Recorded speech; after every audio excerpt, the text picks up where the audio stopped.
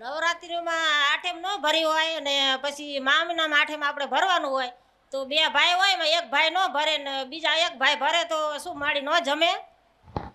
તમારી માને જમાડવી હોય ને હા માં દરેક ના લાગે તમારી માને જમાડતા હોય અને તમે એની પલ્લી કોણ તમે હા માં એના નિવેદ કરતા હોય હા એના નિવેદ તમારે કરવા હોય અને બીજા ભાઈ આવીને નિવેદ ના કરે તો શું તમારી માં ભૂખે મર્યા ખરા?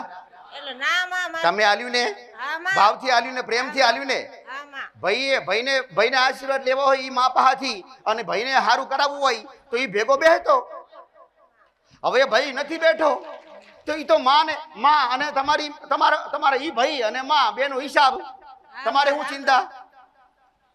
ભાઈ ના આવે તો ના લે એવું હોય નહીં. તમારા હૃદયમાં ભાવ હોય ને કે મારી માને જમાડવી એવા હરક પદુડા થાવ ને તો ભલે 500 ભાઈ ના આવે